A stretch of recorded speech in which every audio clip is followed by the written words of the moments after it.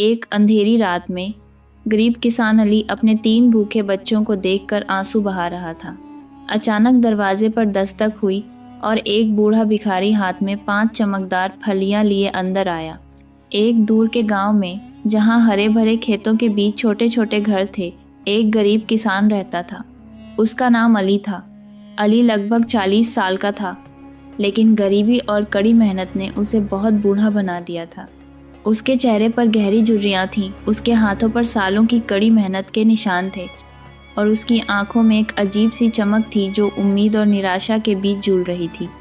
علی کے پاس بس ایک چھوٹا سا کھیت تھا جو اب سوکھے کی وجہ سے پوری طرح بنجر ہو گیا تھا۔ اس کی پتنی کی کئی سال پہلے موت ہو گئی تھی اور اب وہ اپنے 3 بچوں کے ساتھ اکیلا رہتا تھا۔ سب سے بڑا بیٹا احمد 10 سال کا تھا، اس کی بیٹی فاطمہ 8 سال کی تھی، اور سب سے چھوٹا حسن صرف 5 سال کا تھا۔ گھر کا چولہا اکثر ٹھنڈا رہتا تھا اور بچے بھوکے سو جاتے تھے۔ علی دن رات دوسروں کے کھیتوں میں کام کرتا تھا، لیکن قسمت اس کے ساتھ نہیں تھی۔ ایک دن علی اپنی آخری گائے بیچنے اور پریوار کا گزارا کرنے کے لیے کچھ پیسے لانے بازار گیا۔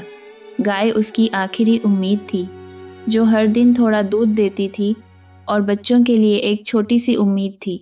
وہ گائے کے ساتھ بازار میں کھڑا تھا کہ اچانک ایک بوڑھا بھکاری اس کے پاس آیا۔ بھکاری کی داڑھی سفید تھی، کپڑے پھٹے اور پرانے تھے، لیکن اس کی آنکھوں میں ایک عجیب سی چمک تھی۔ وہ ایک چھڑی کے سہارے اور ہاتھ میں ایک چھوٹا سا تھیلا لیے چل رہا تھا۔ ارے نوجوان، بھکاری نے دھیمی آواز میں کہا، کیا یہ گائے بیچنے کے لیے آئی ہے؟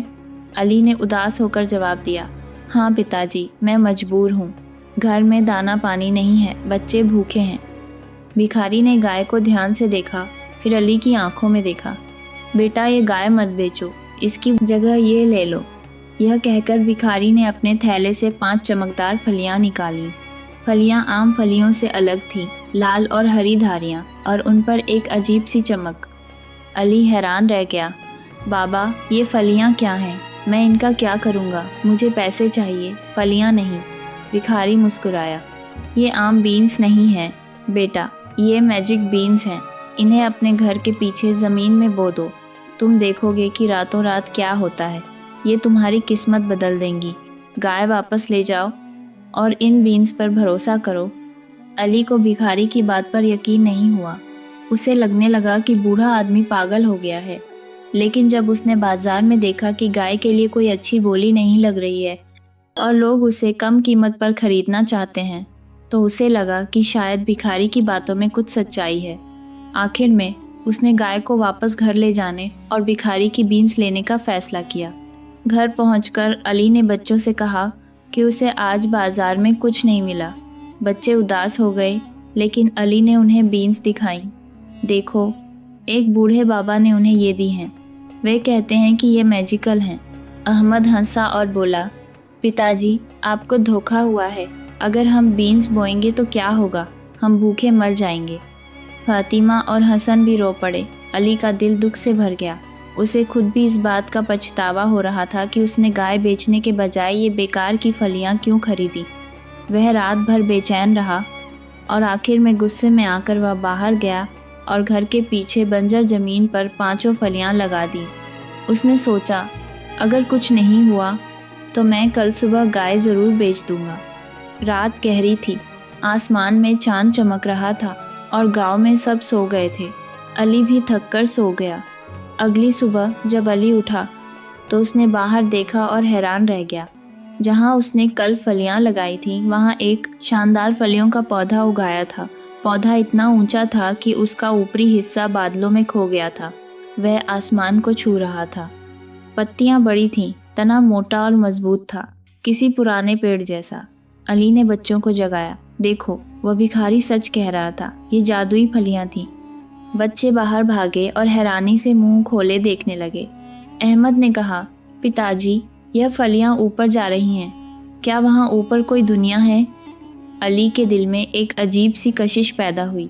وہ سوچنے لگا کہ شاید وہاں اوپر کوئی خزانہ ہے، کوئی دولت ہے جو اس کی غریبی ختم کر سکتی ہے، لیکن ساتھ ہی اسے ڈر بھی لگ رہا تھا۔ اگر میں وہاں چڑھ گیا تو کیا ہوگا؟ उसने खुद से कहा। पूरे दिन अली ने बीन को देखा। वह सोचता रहा कि अगर भिखारी की बात सच है तो शायद वहाँ भी कुछ हैरान करने वाला है। आखिर में शाम होते ही उसने मन बना लिया। उसने बच्चों से कहा, मैं ऊपर जाकर देखूंगा, तुम घर में रहना, दरवाज़ा बंद कर लेना। अगर मैं रात तक नहीं आया अहमद तो तुम गाय बेच देना और घर संभाल लेना। बच्चे रोए, लेकिन अली ने उन्हें समझाया और फिर बीन के तने पर चढ़ने लगा। तना बहुत मजबूत था और अली धीरे धीरे ऊपर चढ़ता गया। बादल उसके करीब आए, हवा तेज हो गई, लेकिन वह रुका नहीं। आखिर में वह बादलों के ऊपर पहुंच गया। वहाँ एक अजीब दुनिया थी। एक हरा भरा घास का मैदान, दूर सोने और चांदी से ढका एक बड़ा महल। अली की आंखें हैरानी से चौड़ी हो गईं, लेकिन यह तो बस शुरुआत थी। अली बादलों के ऊपर खड़ा था, हैरान और कंफ्यूज्ड। आसमान में एक ऐसी दुनिया थी जिसकी उसने कभी कल्पना भी नहीं की थी। हरे भरे खेत, फूलों से भरे बगीचे और दूर क्षितिज पर सोने और चांदी से चमकता हुआ एक शानदार महल। हवा में एक अजीब सी खुशबू थी और दूर से चिड़ियों की मधुर आवाज़ें आ रही थीं। अली का दिल ज़ोर ज़ोर से धड़क रहा था। वह सोच रहा था कि क्या यह सब सपना है, लेकिन जब उसने अपने हाथों को छुआ और ज़मीन को महसूस किया तो उसे यकीन हो गया कि यह सच है। वह धीरे धीरे आगे बढ़ा।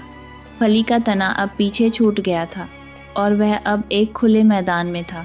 जैसे ही वह महल की ओर बढ़ा, उसने देखा कि रास्ते में सोने के सिक्के बिखरे पड़े थे, जैसे किसी को उनकी परवाह ही न हो। अली नीचे झुका, कुछ सिक्के उठाए और अपनी जेब में रख लिए। उसके दिल में लालच की एक छोटी सी चिंगारी भड़की। अगर यहाँ धरती पर इतनी दौलत है तो महल में क्या होगा, उसने सोचा। महल के पास पहुंचकर अली ने दरवाज़ा खटखटाया। दरवाज़ा इतना बड़ा था कि 10 आदमी भी उसे नहीं खोल सकते थे, लेकिन जैसे ही उसने हल्के से खटखटाया, दरवाज़ा अपने आप खुल गया। अंदर एक औरत खड़ी थी, बहुत लंबी, लेकिन चेहरे पर दया थी। वह उस दानव की पत्नी थी। उसने हैरानी से अली से पूछा, ओ छोटे इंसान, तुम यहाँ कैसे आए? ये हमारा महल है और मेरे पति एक बहुत बड़े दानव हैं। अगर उन्होंने तुम्हें देख लिया तो वे तुम्हें खा जाएंगे। अली डर गया, लेकिन उसने हिम्मत करके कहा, ओ औरत, मैं एक गरीब किसान हूँ। मैं एक जादुई फली पर सवार होकर नीचे की दुनिया से आया हूँ। मुझे भूख लगी है और मैं बस कुछ खाना मांगने आया हूँ। दानव की पत्नी को उस पर दया आ गई। वह खुद अकेली थी क्योंकि उसका पति अक्सर गुस्सा रहता था। उसने अली को अंदर बुलाया और उसे किचन में ले जाकर रोटी, मीट और दूध दिया। अली ने पेट भरकर खाया। खाते समय उसकी नज़र पिंजरे में बैठी एक सुनहरी मुर्गी पर पड़ी। मुर्गी ने अचानक एक सोने का अंडा दिया। अली की आंखें चौड़ी हो गईं। यह क्या है? उसने पूछा। विशाल की पत्नी ने दुखी होकर कहा, यह एक मुर्गी है जो सोने के अंडे देती है। मेरे पति को यह बहुत पसंद है। इसके अलावा एक जादुई बांसुरी है जो अपने आप बजती है और एक थैला है जो कभी खाली नहीं होता। लेकिन आपको जल्दी जाना होगा, मेरे पति जल्द ही यहाँ आएंगे। अली का लालच बढ़ गया। वह सोचने लगा कि अगर वह इस मुर्गी को ले गया तो वह नीचे जाकर हर दिन सोने के अंडे बेचेगा और अमीर हो जाएगा। बच्चे कभी भूखे नहीं रहेंगे। लेकिन वह डर भी रहा था। विशाल की पत्नी ने इसे अलमारी में छिपा दिया क्योंकि विशाल की आवाज़ दूर से आ रही थी। विशाल बहुत लंबा था, उसका शरीर पहाड़ जैसा था और उसकी आवाज़ गरजने वाली थी। वह गाते हुए आया, फी फी फू फू, मुझे एक इंसान की महक आ रही है। चाहे जिंदा हो या मरा हुआ, मैं उसे खा जाऊंगा। विशाल की पत्नी ने जल्दी से कहा, ओह मेरे पति, आप थक गए हैं। कोई इंसान यहाँ कैसे आ सकता है? ये आपका वहम है। आओ खाओ। विशाल ने सूंघा, महल में इधर उधर घूमा, लेकिन कुछ नहीं मिला। आखिर में थककर वह एक बड़ी टेबल पर बैठ गया और खाना खाने लगा। खाने के बाद उसने सोने की मुर्गी को बुलाया और कहा, मुझे एक अंडा दो। मुर्गी ने सोने का अंडा दे दिया। दानव ने अंडे गिने, फिर जादुई बांसुरी को छुआ जो अपने आप बजने लगी। सुंदर सिर ऊपर उठे और दानव सो गया। वह खर्राटे लेने लगा। अली अलमारी से बाहर आया। दानव की पत्नी ने उसे जाने का इशारा किया। لیکن علی کے لالچ نے اسے ایسا کرنے سے روک دیا۔ وہ دھیرے دھیرے سونے کی مرغی کے پاس گیا اور اسے اٹھا لیا۔ مرغی نے ہلکی آواز کی، لیکن دانو سو رہا تھا۔ علی مرغی کو پکڑے ہوئے محل سے نکلا اور پھلی کے تنے کی طرف بھاگا۔ جب وہ نیچے پہنچا تو اس نے مرغی کو چوزوں کو دکھایا۔ سب خوش ہو گئے۔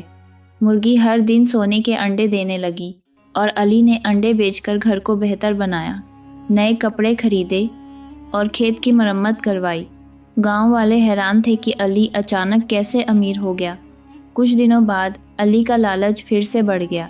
وہ سوچنے لگا کہ اوپر ایک جادوئی بانسری ہے اور وہ تھیلا بھی۔ اگر میں سب کچھ لے کر کے لیے کسان تھے آیا تو میں راجہ بن جاؤں گا، اس نے سوچا۔ اس نے بچوں کو کچھ نہیں بتایا اور پھر سے پھلی پر چڑھ گیا۔ اس بار بھی وشال کی پتنی نے اسے ڈانٹا، تم پھر سے آ گئے، اب وشال تمہیں ضرور مار ڈالے گا۔ لیکن علی نے نہیں سنا، وہ پھر چھپ گیا۔ وشال آیا، وہی نعرہ لگایا، لیکن کچھ نہیں ملا۔ کھانے کے بعد اس نے جادوئی بانسری بجائی اور سو گیا۔ علی نے بانسری اٹھائی اور بھاگنے لگا، لیکن بانسری خود ہی بجنے لگی۔ وشال جاگ گیا اور چلایا، چور، انسان کا بچہ۔ علی بھاگا، وشال پیچھے پیچھے۔ علی پھلی پر چڑھ گیا، وشال بھی چڑھنے لگا۔ جب وہ نیچے پہنچا تو علی نے ایک کلہاڑی لی اور پھلی کا تنا کاٹ دیا۔ وشال گر گیا اور مر گیا۔ نہیں، یہ جلد بازی میں کیا گیا قدم تھا۔ اصل میں علی تیسری بار گیا تھا، کیونکہ لالچ نے اسے اندھا کر دیا تھا۔ اس بار وہ اس تھیلے کے لیے گیا جو کبھی خالی نہیں ہوتا تھا۔ وشال کی پتنی نے اسے منع کیا، لیکن علی نہیں مانا۔ وشال آیا، سونگھا اور اس بار علی کو پکڑ لیا۔ علی کی زندگی اب بدل گئی تھی۔ سونے کے مرغی کے انڈوں سے اس نے نہ صرف اپنا گھر ٹھیک کیا، بلکہ کھیتوں میں نئی فصلیں بھی بوئیں، نئے جانور خریدے اور بچوں کے لیے اچھے کپڑے اور کھانا بھی دیا۔ گاؤں والے اسے امیر علی کہنے لگے۔ احمد اسکول جانے لگا، فاطمہ کو نئی دلہن جیسے کپڑے ملے اور حسن بہت موٹا اور تر و تازہ ہو گیا۔ لیکن علی کے دل میں ایک خالی پن تھا۔ وہ رات میں جاگ کر سوچتا، وہاں اوپر اور بھی خزانے ہیں، جادوئی بانسری اور وہ تھیلا جو کبھی خالی نہیں ہوتا۔ اگر مجھے وہ بھی مل جائیں تو میں راجہ سے بھی بڑا ہو جاؤں گا۔ بچوں نے اسے روک دیا۔ احمد نے کہا، پتا جی، اب ہم خوش ہیں، وہاں مت جاؤ، یہ خطرناک ہے۔ لیکن علی ہنسا اور بولا، بیٹا، بس ایک آخری بار، میں پھر کبھی نہیں جاؤں گا۔ وہ رات کے اندھیرے میں چپکے سے گھر سے نکلا اور پھلی کے تنے پر چڑھ گیا۔ بادلوں کے اوپر پہنچ کر وہ سیدھے محل کی اور چل پڑا۔ جب دانو کی پتنی نے دروازہ کھولا تو وہ اس پر چلائی، بے وقوف، تم پھر آ گئے؟ اس بار میرے پتی تمہیں زندہ نہیں چھوڑیں گے۔ تم نے مرغی چرائی ہے، تم نے بانسری چرائی ہے، اب تمہیں کیا چاہیے؟ علی نے شرمندہ ہو کر کہا، ارے عورت، بس آخری بار، مجھے وہ بیگ چاہیے جو کبھی خالی نہ ہو۔ اس کے بعد میں ہمیشہ کے لیے چلی جاؤں گی۔ دانو کی پتنی کو دیا آئی، لیکن اس نے سختی سے کہا، ٹھیک ہے، اندر آؤ، لیکن جلدی کرو، بیگ ٹیبل کے نیچے ہے۔ لیکن اگر دانو آ گیا تو میں کچھ نہیں کر پاؤں گی۔ اس نے علی کو اندر بلایا اور اسے کچن میں چھپا دیا۔ کچھ دیر بعد زمین ہلنے لگی۔ دانو آ رہا تھا۔ اس کی آواز دور سے گونجنے لگی، فی فی فی فو فم، مجھے انسان کی مہک آ رہی ہے۔ اس بار وہ پکا یہاں ہے، میں اسے کھا جاؤں گی اور پچا جاؤں گی۔ دانو کی پتنی ڈر گئی۔ اس نے جلدی سے کھانا بنایا اور دانو کو بیٹھا دیا۔ وشال نے سونگھا، محل میں ادھر ادھر گھوما، الماریاں کھولیں، لیکن علی اچھی طرح چھپا ہوا تھا۔ آخر میں تھک کر وشال ٹیبل پر بیٹھ گیا۔ اس نے بیگ نکالا اور کہا، او بیگ، سونے کے سکے نکالو۔ بیگ سے سونے کے سکے برسنے لگے۔ وشال نے انہیں گنا، خوش ہوا، پھر کھایا اور کھراٹے لینے لگا۔ علی باہر گیا۔ اس نے دھیرے سے بیگ اٹھایا اور دروازے کی طرف بھاگا، لیکن اس بار قسمت اس کے ساتھ نہیں تھی۔ بیگ کا منہ کھلا رہ گیا اور کچھ سکے باہر گر کر زمین پر گر گئے۔ آواز سن کر وشال جاگ گیا۔ وہ چلایا، چور، انسان کا بچہ، اور علی کی طرف دوڑا۔ علی بھاگا، لیکن وشال کا ہاتھ بہت لمبا تھا۔ اس نے علی کی گردن پکڑی اور اسے ہوا میں اٹھا لیا۔ اب تم بھاگ نہیں پاؤ گے۔ تم نے میرا چکن چرایا، تم نے میری بانسری چرائی، اب بیگ، میں تمہیں ابھی کھا جاؤں گا۔ विशाल की आंखें गुस्से साला हो लाल हो गईं और दांत पीसते हुए उसने अली को अपने मुंह के पास खींच लिया।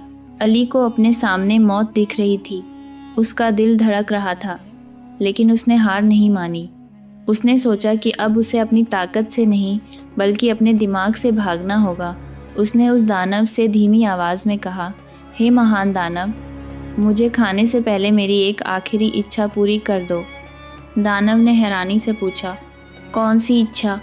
अली ने कहा, मुझे आखिरी बार अपने परिवार से मिल लेने दो। मैं नीचे जाकर उन्हें अलविदा कहूँगा, फिर वापस आऊँगा। मैं तुम्हारे बैग से सिक्के निकालकर अपने बच्चों को दे दूँगा, फिर तुम मुझे खा लेना, मेरा वादा है। दानव हंसा, तुम इंसान चालाक हो, तुम भाग जाओगे। अली ने कहा, नहीं, मैं वापस आऊँगा, लेकिन अगर तुम्हें यकीन नहीं है तो मुझे रस्सी से बांधकर फली के तने पर लटका दो। जब मैं वापस आऊँगा तो तुम मुझे खा लेना। दानव को यह सुझाव पसंद आया। उसने अली को एक मोटी रस्सी से बांधकर फली के तने पर लटका दिया और खुद महल वापस चला गया। अब अली तने से लटका हुआ था, लेकिन उसके हाथ में एक बैग था। वह धीरे धीरे अपने दांतों से रस्सी काटने लगा। थोड़ी देर बाद रस्सी टूट गई और वह बाल बाल नीचे गिरने से बच गया। फिर वह तेजी से तने से नीचे उतरने लगा। जब दानव को शक हुआ तो वह बाहर आया। अली को भागते देखकर वह चिल्लाया और खुद भी तने पर चढ़ने लगा। जमीन हिल रही थी। जब अली नीचे पहुंचा तो उसने घर से एक कुल्हाड़ी उठाई और तने पर जोर जोर से मारने लगा। बच्चे जाग गए और मदद के लिए आ गए। आखिर में तना गिर गया और दानव जमीन पर गिर गया, हमेशा के लिए गायब हो गया। अली घर लौट आया। अब उसके पास एक ऐसा थैला था जो कभी खाली नहीं होता था, एक सोने का मुर्गा और एक जादुई बांसुरी। वह सच में अमीर हो गया था। लेकिन उस रात उसने अपने बच्चों को बुलाया और कहा, बेटों, आज मैं मौत से बच गया। लालच ने मुझे अंधा कर दिया था। अगर कोई वजह न होती तो सब कुछ खत्म हो जाता। अब से हमारे पास जो है उसी में खुश रहेंगे। ज़्यादा की चाहत बर्बादी लाती है। बच्चे ने सिर हिलाया। अली ने गांव वालों को भी अपनी कहानी सुनाई और उन्हें सबक सिखाया। वह एक खुशहाल जिंदगी जीता था, लेकिन उसने अपने दिल से लालच निकाल दिया था। पॉट गिरने के बाद ऊपर की दुनिया हमेशा के लिए बंद हो गई और अली ने कभी पीछे मुड़कर नहीं देखा। यह कहानी हमें सिखाती है कि लालच में अपना दिमाग खो देने से तबाही होती है। जो सब्र और समझदारी से काम करता है वही आखिर में सफल होता है। क्या यह कहानी आपके दिल को छू गई? तो आज ही लाइक बटन दबाएं, इसे दूसरों तक पहुंचाने के लिए शेयर करें और सब्सक्राइब करके हमारा हिस्सा बनें। आपका लाइक और सब्सक्राइब हमें हिम्मत देता है।